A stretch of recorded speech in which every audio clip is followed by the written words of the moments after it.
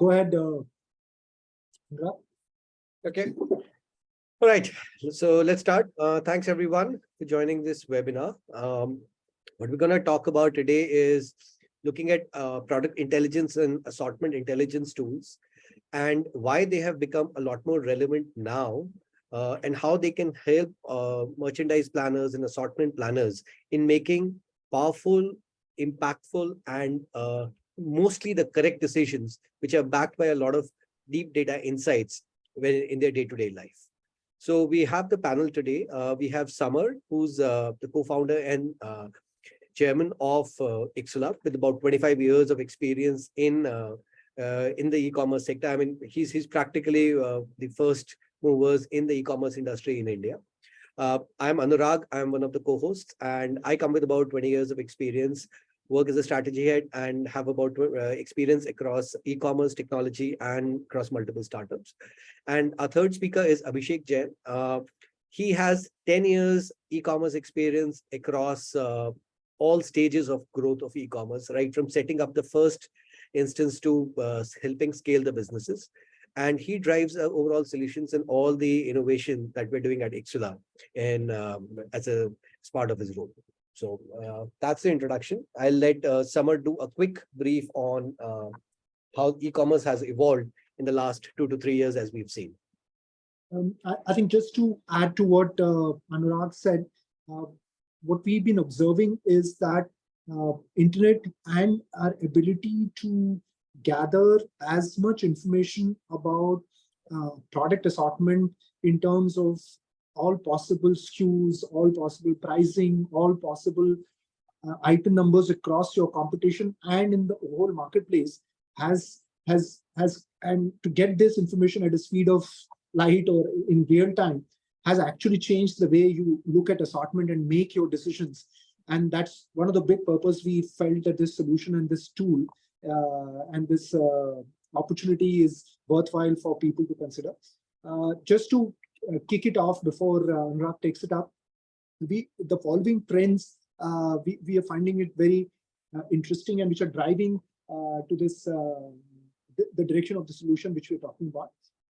We're seeing e-commerce hypergrowth across multiple industries. Global commerce growth between 2019 to 2023, which is like just beginning of the pandemic to today, is as high as 64%.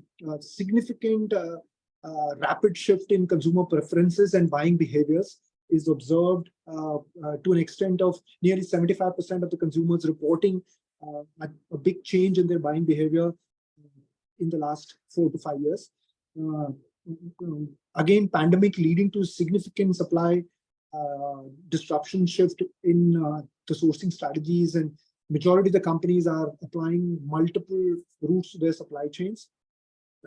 International expansion and intensifying competition is one of the key trends which we are watching. And a big change in the e-commerce landscape where social influence and product discovery through social mediums and advertising trends are driving the commerce in a big space. And nearly 85% of the consumers are reporting that they're making their decisions using these channels. So I think these trends and the real-time assortment insights is the precursor to be potentially providing the solution across for all the retailers and CPG companies. I hand it over to Anurag to take it forward. Thanks, Amar. So one of the key things that we have seen over the last 36 months, last 3 years, is how product assortments have changed across different industries. And these are certain examples. We are going to pick up one category, sporting goods, where we're going to do a deep dive with data trends over the last 18 months and try to extract some specific insights from this in this session. So that's the core objective, but I want to cover some of the other industries as well. So for example, in sporting goods, we suddenly saw a splurt in or a spurt in purchase of athleisure because people were staying at home. People became a lot more health conscious. People couldn't do, those who couldn't go outdoors invested a lot in home exercise equipment. And then people who could do outdoors, and that was the only sort of activity available. We saw a pickup in cycling and outdoor sports. And that led to a very large increase in assortment from, let's say, late 2020 till about mid of 2022. And we have data which kind of proves that trend, that after this peak, things have changed, which is what we're going to cover. In consumer electronics, we saw a massive expansion in categories like laptops, home office equipment, wireless earphones, because people were taking multiple calls and people were on the move, taking calls while doing household work or moving around. In travel and leisure, once things started opening up, there was a lot of demand for curated travel experiences. That became the new high in people. And again, there were a lot of companies coming in and trying to create that. So that sort of assortment took a very large expansion, is what they saw. Online fashion, this is where we saw shifting of trends, where there was a lot more focus on size inclusivity. There was a lot more focus on personalization, and hence it again expanded the assortment in terms of offering more customization options. Hobbies and interests was a key search area where people suddenly people were looking at investing their time in learning new things. It could be crafts, it could be do it yourself, it could be online workshops. That's where we saw. A very interesting area was streaming media, where from, let's say, early 2020, when there was a certain surge in demand for home entertainment, we saw a lot new services come up. We saw a lot new micro segments being created, and content creation and distribution focused on these micro segments. However, over the last 12 months, we have seen these trends change. In this report, in this session, we'll cover what change and we have seen on the sporting goods segment. But as assortment planners, as people who do product assortment management, 4 big changes that happened.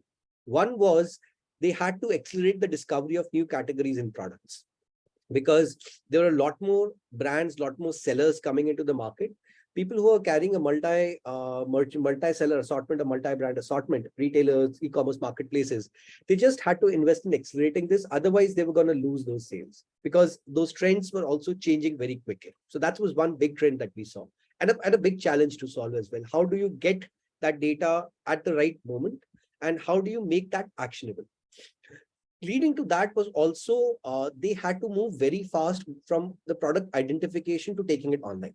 I mean, you could not have, let's say, a 2-week or a 3-week lead up. You could, if you identified a product and decided that it was a good fit, how fast could you take it online would determine what kind of revenue you could do or take from that. Second, as a corollary to that, or the third point would be that how quickly are you able to identify non-performers? And now non-performers are one which are not selling on your platform, but are they selling elsewhere? And is there something you could do to fix that, or you could improve your offering? So that agility was again very important. And finally, all of this had to be done by data, because gut instinct driven decisions were not going to work, or were not working at the speed and at the scale that assortment was becoming a lot more complex, especially in the last 3 years. Now, from there on, this is where we do a deep dive into how have we seen assortment intelligence being used to drive some key decisions for companies. Abhishek, do you want to take a quick shot at explaining our structure, how we do this part, and then we can deep dive into the report. Thanks, Anurag, for that. Anurag broadly covered on how assortment intelligence has been becoming a key to for making business decisions, right? So what we have seen while working with a lot of clients, right, working with a lot of brands and retailers, right, what we have seen is assortment intelligence not only helped in defining what should be the right set of product offering, right, but also incorporate market trend, etc., to kind of look at what are the consumer sentiments, right, and how to leverage those sentiments to define that these are the right product offering, and then obviously leading to the enhanced consumer experience as well, right? So for example, the right set of product content, right, which essentially being compared to the likes of leading players like Amazon, etc., right? If the retailers and brands kind of adapt to those best practices also, that has led to the increase in the consumer experience also from the assortment perspective, right?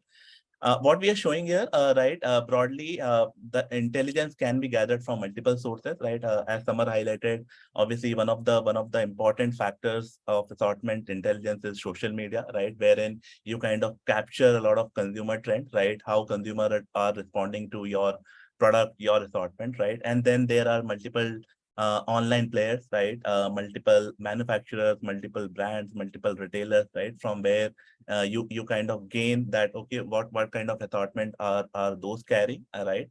And obviously you kind of source a lot of data from there, right? Covering price, promotions, availability, what kind of brand somebody is offering, right? How are customer responding to product, right? What is their response on, let's say, the overall fulfillment, overall shipping, overall delivery, right? And that's where it helps to kind of capture a lot of insights, right? Both from a competition as well as customer standpoint, right? If I were to talk from two perspectives, so one is a brand perspective. So brand from a brand's point of view, right? It kind of helps understand what a competing brand's doing, right? From overall assortment standpoint, right? How are they changing the price, right? What is, let's say, their share of search, right, on marketplaces like Amazon, Walmart, etc. What is their share of ads, right, in terms of advertisement space that they have taken, right, in terms of availability, in terms of white spaces, let's say some brands see with respect to price or assortment, right? If, let's say, multiple distributors are selling that particular brand, right, are there MAP violations or not, right? So these are when you collect all these insights, obviously these are the insights that enables brand in kind of leading their digital commerce, right? So that's the brand's point of view. When you look at from a retailer point of view, right, a retailer, the question that comes to, if you are somebody from the merchandising team or the planning team from a retail brand, right? So basically the questions come in, right? What kind of categories, as a retailer we should represent, right? What should be the optimal assortment mix when compared with the competition, right? Which seller, which supplier should we have on the platform, right? What is our competition doing when it comes to suppliers or brands or vendors, right? How is our product quality, right? While we have covered the area of suppliers or brand or optimal assortment mix, but how is the quality of the content on the product, right? Vis-a-vis, let's say, other competition, right? Are we putting the right product data or not, right? Because that essentially leads to customer purchase at the end, right? How is our pricing? How is our fulfillment, right? How in this omni-channel world, how is our availability of product, let's say, at a particular pin code, right? Versus the other, right? So these kind of things kind of enable both the users at the brand as well as the retailer level to kind of make a lot of business decision when it comes to pricing, category, promotions, and all of the areas which I covered just now. Anurag, can we move on to the next slide? Sure. So as we started, right, we obviously from an assortment perspective, right, we while working with a lot of retailers and brands, right, we have been tracking multiple categories from fashion to electronics to beauty to home decor to home improvement, sporting goods, etc. Right.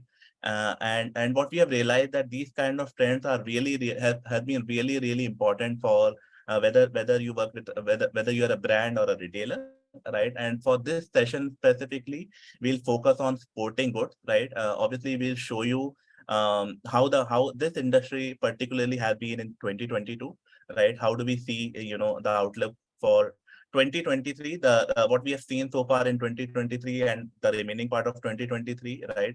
And some bit of 2024 as well, right? And while we have kind of tracked around 3,700 leaf classes when it comes to sporting good, right? Broadly, we'll cover around 4-5 just to represent what data can essentially do, right? And then at the last, Anurag and Samar would cover what essentially as a brand or a retailer you could do in these macroeconomic situations. Yeah. I'll just add one thing. So this is, as Abhishek said, this report covers one particular category group. This is sporting goods industry, but we do this for almost 8 to 10 different groups, larger product groups, and every quarter we release one report. So this quarter's report is live. We'll share the link with all the attendees. And just saying, please check out our reports on a regular basis. We'll love to share them with you and get your feedback on that. So as we go deeper, Abhishek. Yeah. So how has been the industry, especially the sports and good in 2022? So obviously what we have seen is broadly, if I were to look at the first half of 2022, right? It was widely positive, right? The consumer sentiment was improving month on month because it was evolving from the COVID times. In fact, the companies were placing large orders because they were anticipating a lot of demands, right, due to good movement on the consumer sentiment. The supply chain challenges were kind of improving, which were there in 2021. Right. So broadly, the first half of 2022 got a good movement when it comes to sports and outdoor, right? However, when you look at the later half and the first half of 2023, right, what we have seen is the interest rates rising, the macroeconomic situations, obviously the Ukraine war, the inflation rising, right, and obviously it has put a lot of constraint in terms of cost when it comes to companies as well as the household, right? That's where we have seen the slight dip in the revenues, right? Though the revenues are better compared to the or more or less similar when it comes to the pre-COVID level, right? But when it compares to 2021, the revenues has kind of dropped, right? So that's how the industry has been in 2022. Anurag? How we see it moving in 2023, we kind of see what we have seen so far and what we see in till at least the first half of 2024 as well, right? The industry is obviously the environment would still be challenging, right? And the sentiment would be a little subdued, right? From the consumer confidence would be a little lower, right? The discretionary spend would be a little lesser, right? So in these scenarios, what we have seen so far, especially in 2023, and when we have worked with a lot of retailers and brands, right? The idea is not to just focus on price, right? The idea is to take a holistic approach, right, to tackle these situations, right, to ensure that the demands from the consumers are preserved, right? And that's where we'll talk on what are the strategies that brands and retailers have adapted with respect to price, with respect to cost, with respect to supply chain, with respect to assortment at the last of the PPT presentation, right? But that's how the outlook we see in 2023 and some part of the 2024 as well. Anurag, if you want to add any point, if you want to, yeah. Anurag, you're on mute, I think.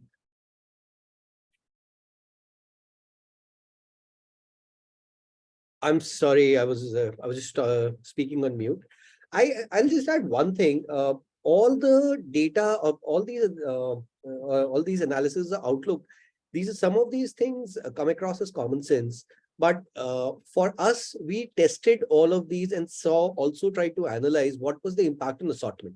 So when the consumer demand went from probably an all-time high in early 22 to fairly moderated and subdued in 2023, what was the impact on assortment? How did different industry players adapt to that? What was some of the measures they took in terms of optimizing their product spread?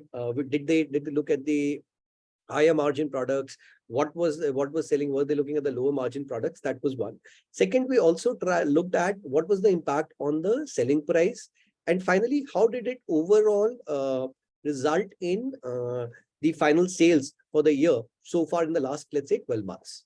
So we'll present some of that data. And what we are doing is we are looking at 4 specific categories: athletic sportswear, outdoor sports, equipment, and cycling. Now let's do a deep dive in each of these categories and see how some of our hypotheses on assortment spread, average selling price, and overall revenue stood out for these ones.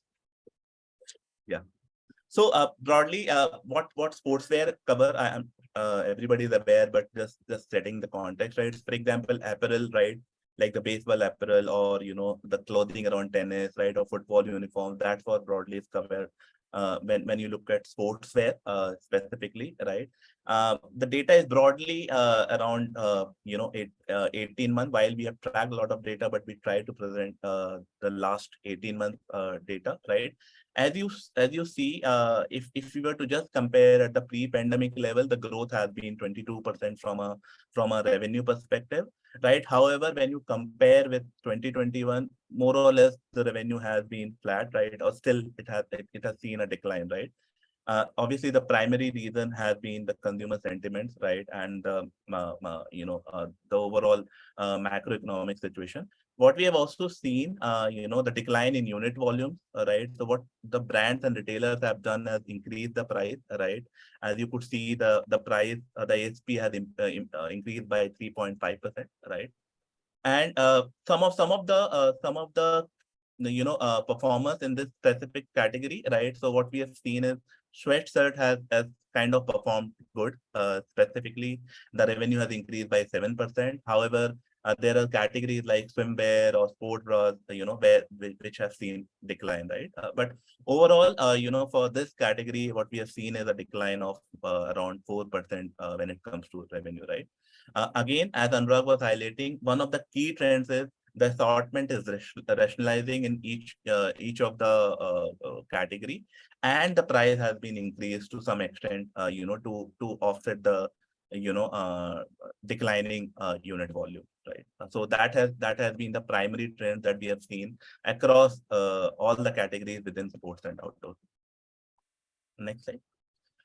Quick insight, right? While we have covered the areas around revenue or ASP, right? How the price has moved, how the units have moved, right?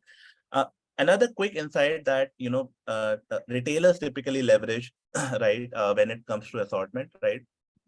So using the data that we track, right? You can the retailers can essentially track, okay, what are the top ranked products, right, on each of their competition, right? When I say top ranked product, it could be, let's say if you go into sportswear category, right? And that's where you could see, okay, these are the top 250 products, and which are the prominent brands in those top 250 products, right?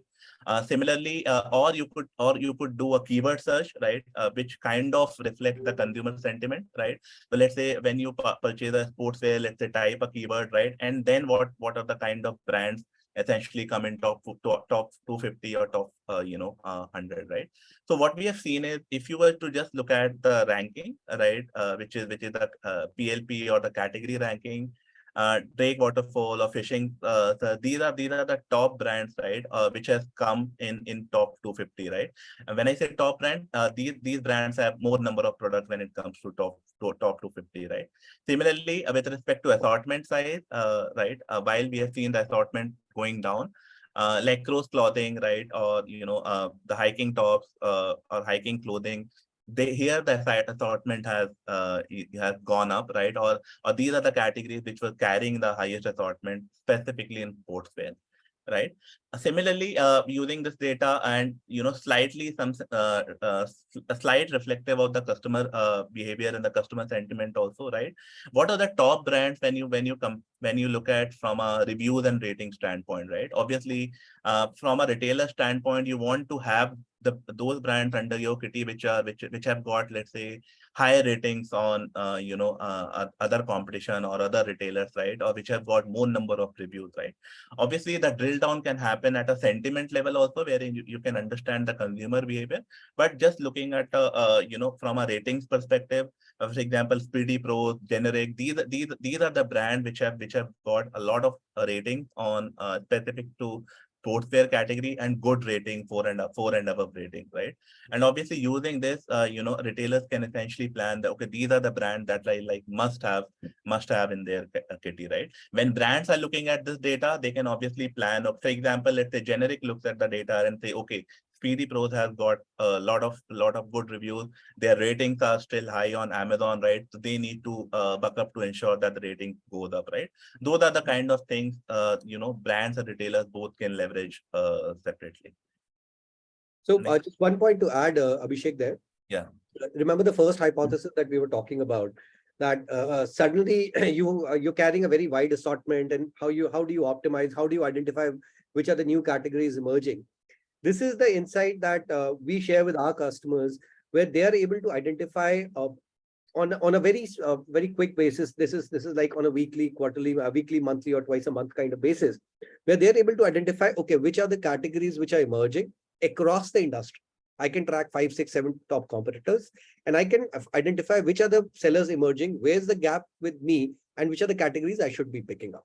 So, and which are the good ones and which are not getting good ratings. I will probably not pick up the lower rating ones. I'll pick up the higher rating ones as a marketplace or as a retailer, and kind of negate the first mover advantage some of the other brands, some of the other of my competition might have. So that's the kind of hypothesis we're trying to prove with this data for our customers.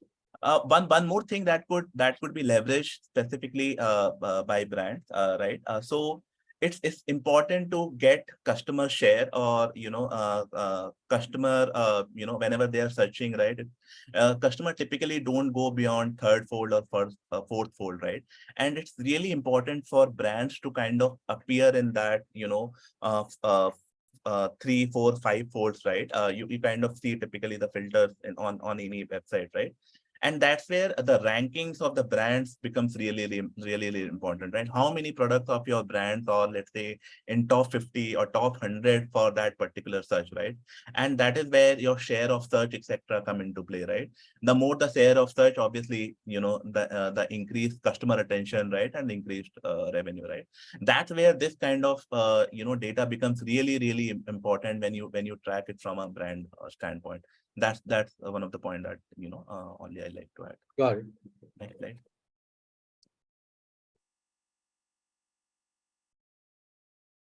Moving on to another category, outdoor sports. Similar trends what we have saw in what we saw in sportswear, right?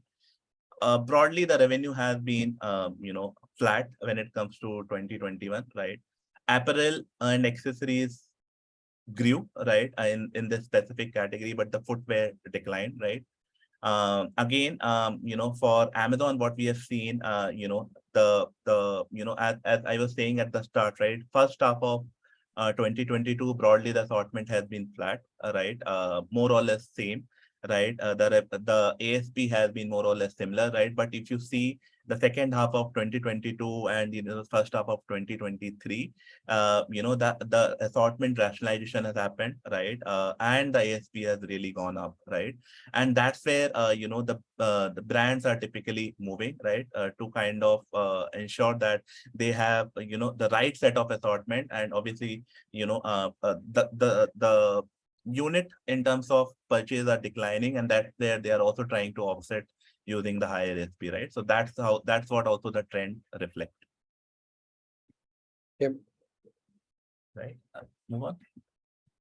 Similar thing on this category also, what we did for sportswear, right? The top brand based on the category ranking were Crafts, Holster, CardClan, right? Typically, you would not see, you would see brands like Nike, etc., all coming in, right? But you can have different cuts wherein you could see, okay, these are also some of the brands, right, which are appearing, right, in terms of, let's say, different search on a particular retailer website or a marketplace website, right? Or these are the brands which are occupying a share of search as well, right?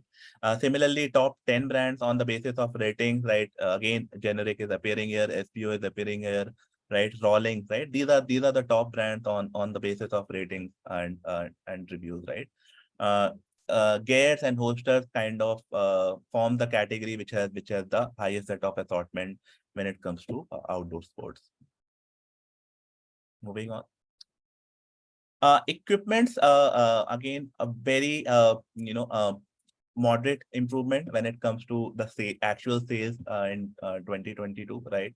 Again, the similar trend, the average selling price has really gone up, right, from $151 to $234, right? So that's how the broadly the trend in all the categories. Similar thing is being followed in equipment also. again, the point is why the revenue were definitely at a pre-COVID level, right? So that's not an issue. But when it compares to 2021, more or less the revenue has gone down for all these categories, right? Next slide. I think it's a very, very interesting aspect is that after that whole spurt in 2022, or still at least until the first half of 2022, where retailers and marketplaces were carrying products across the spectrum, this clear trend towards premiumization and higher selling, higher price realization has moved in. Right. I think that is one interesting trend that we could see, and we can see this for the entire year, where the ASPs have much higher while the overall assortment size has shrunk to look at the more premium end of the market.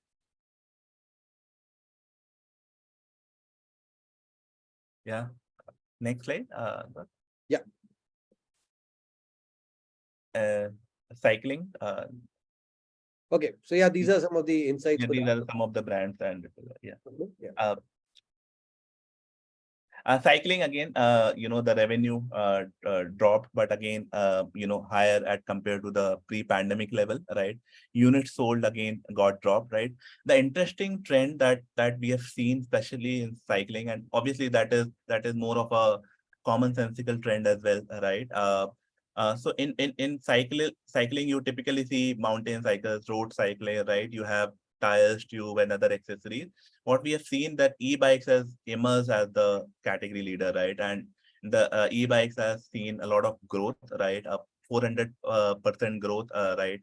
Since pre-pandemic level, and of 16% rise in revenue compared to 2021, right? So e-bikes has kind of emerged as a key category leader when it comes to the cycling category. Also from a ISP standpoint, the average selling price standpoint, right, and the assortment standpoint, clearly reflective. The assortment has again rationalized, right, and the ASP has again gone up from a $158 to $137 in May. Between 2022 and 2023, right? Similar kind of trends as other categories. Next slide. Key brands, again, basis the ranking, RhinoWalk, Spoon, etc. Are the key brands when it comes to the ranking in the category page. When it comes to ratings, Generic again has been the leader brand here when it comes to rating, the numbers of rating and the average rating, right? And these are the other brands which has followed.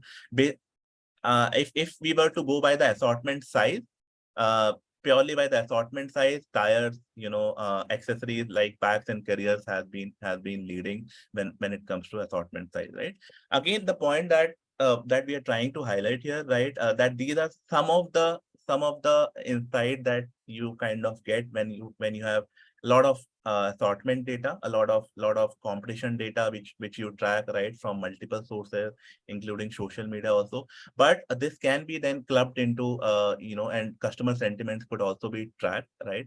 And when it is clubbed with, let's say, your internal data, let's say the orders, etc., I think this can be more meaningful, wherein this could help merchandiser in terms of planning, or let's say somebody is sourcing in terms of right set of sourcing, or somebody who's taking care of the pricing at your end to define the right set of pricing, right? So that's what we have seen. It has helped really many brands and retailers when we work them across the globe. Now, from the next slide, what we'll broadly cover how brands and retailers have tailored their strategy. What we have seen is broadly the trend, right, that the ASP has gone up, right, and the units have gone down, right? But broadly, what are the trends that brands and retailers have adapted in, let's say, the first half of 2023, and similar thing they will follow in remaining half as well as some part of 2024, right? So I'll hand over to Anurag for this. Thanks, Abhishek. So we looked at the entire assortment strategies, and our research team identified some specific areas or some specific strategies that marketplaces and retailers have taken. On the assortment and commercial strategy, as I mentioned during the data slides as well, there is a clear movement towards premiumization of premium products. And this could be through luxury collaborations. This could be towards targeting those higher income consumers with those specific messaging. The reason being, the volumes are shrinking because of reduction in customer sentiment. And what we are also from external reports, as we see, there's probably a more K-shaped recovery. So that is where we see the assortments moving as well, where you look at the mid market and the upscale, the premium market range, and also focus on how do you engage these customers with a more direct approach, with a more personalized approach, with taking out areas where you're not able to effectively communicate the brand and the value proposition to these guys. So this is a very strong trend that we are seeing, where assortments are shrinking significantly. At the same time, the average selling price of the products is going up. Second aspect, this which is where we are seeing is very practical cost management strategies in terms of one, clearing out the inventory. I think a lot of people did overstock during the boom time in the last 12 to 18 months. But I think people are now looking at smarter sourcing. People are looking at sourcing from de-risking sourcing by having the N+1 strategy in terms of where they source it for. And also the product introduction is becoming a lot more considered based on what could be the potential for that. At the same time, at the backend level, the overall optimization in terms of how do you bring in more automation, those aspects are clearly becoming much stronger when it comes to overall cost management. And finally, I think the pricing strategies with looking at more elastic pricing for the low volume products, while looking at just the right premium pricing for the higher end products, and then evaluating promotional strategies. Again, companies are looking at seeing if they are partnering with influencers, can they look at that to improve the pricing that they do, as well while looking at a more commodity like pricing for the more generic products, and looking at not going overboard with promotion activities, because they have also now rationalized the backend supply, their supply chains and the inventory. So the pricing is now driven more in a relation with demand, vis-a-vis looking at more from a push point of view. Abhishek, you want to add? Abhishek, Samar, guys want to add some pointers on this? We keep talking about this probably every week in terms of how this pricing and how the strategies are evolving. No, Anurag, I don't have any point to add to you. Thank you. Abhishek? No, Anurag, not Okay. on this. All right.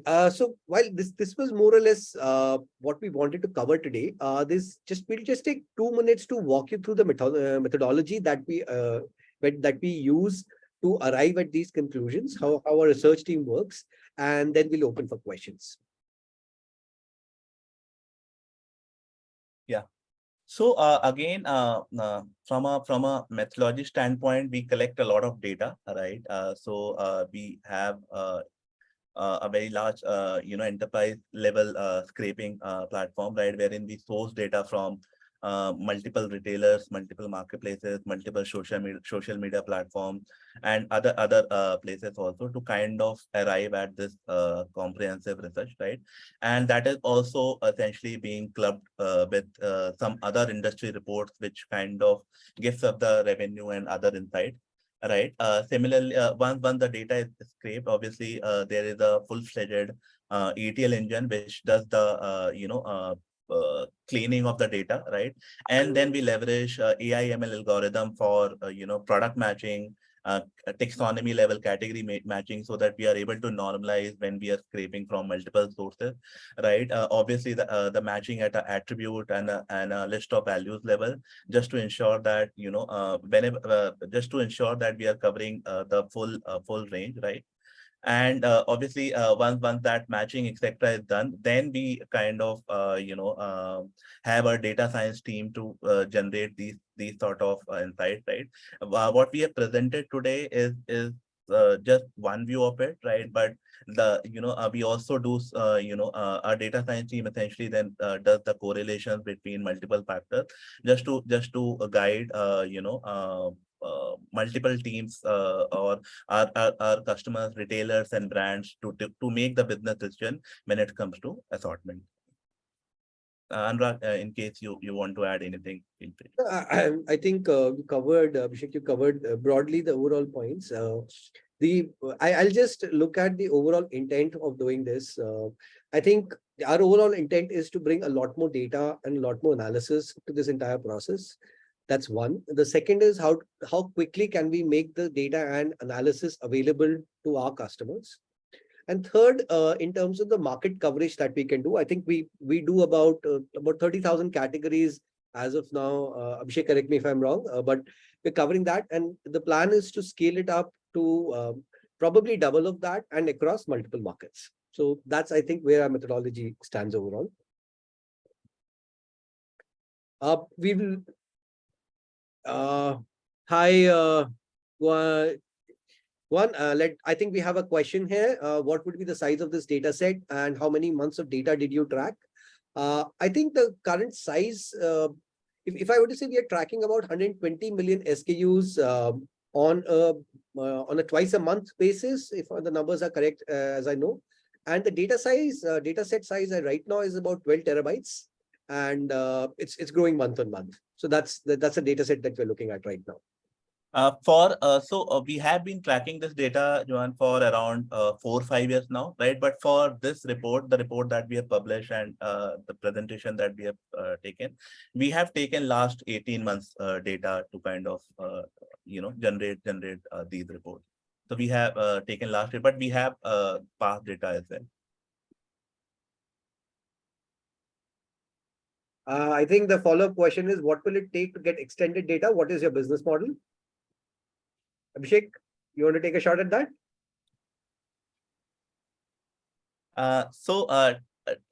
Typically, what we do, and Anurag, feel free to add on that, right? Sure.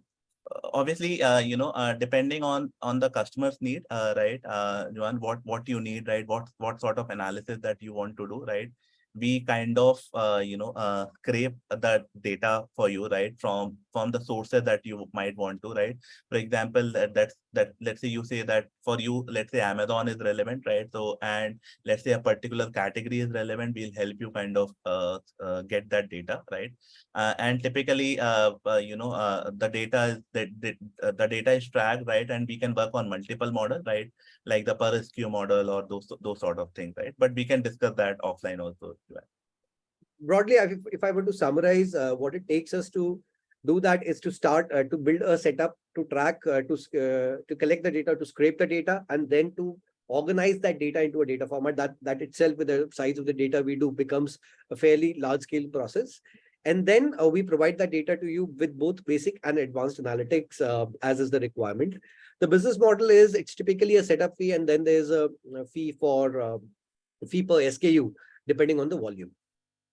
I hope that answers the question. And obviously it would depend on the refresh frequency also, right? Because for some of the retailers, we work on a let's say 15 days refresh frequency. For brands, we work on a, let's say, a daily refresh frequency, right? And obviously the data would depend on what kind of refresh frequency you are looking at.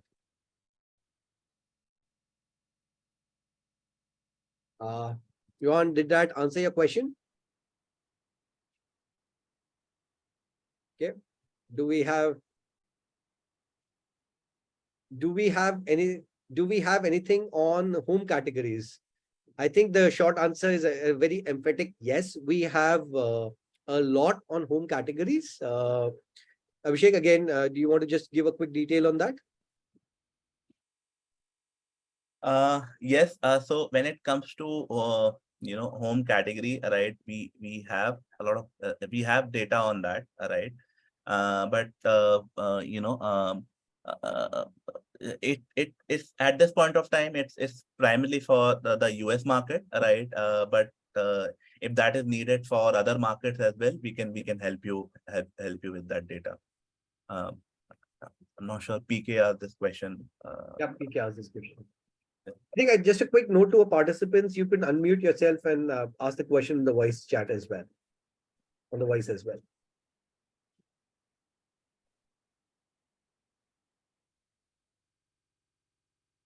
Any other questions do we have from the audience?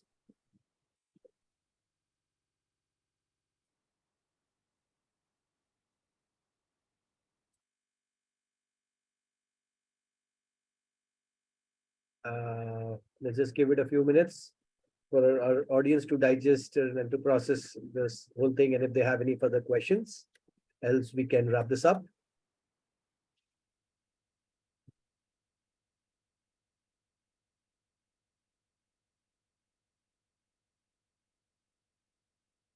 I think Anurag, just to add before if we get another question or so to utilize this time. Yeah. I think what we've seen is that today assortment intelligence and market intelligence around assortment can be a really sharp tool by mapping your competition and all marketplaces across all online marketplaces and all retailers. And retailers and brands can have really sharp strategy by category and subcategories around assortment, around pricing, around inventory.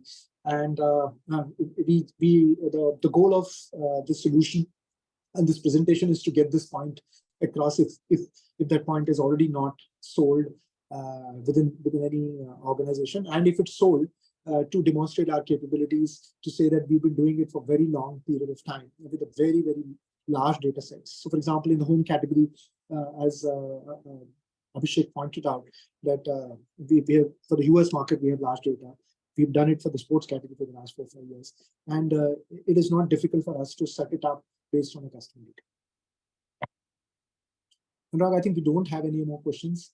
Yeah, I don't think we have any more questions now. Anurag, we should send across the presentation as well as the report to all the participants. And if anyone is still keen to ask any questions, please feel free to write us on email. It would really help us further sharpen our solution. Anurag, over to you. Thanks, Amar. Yeah, I would just extend a very big thank you to all our audience for joining us today. And we'll share this presentation. We'll share the link of the recording as well with everyone.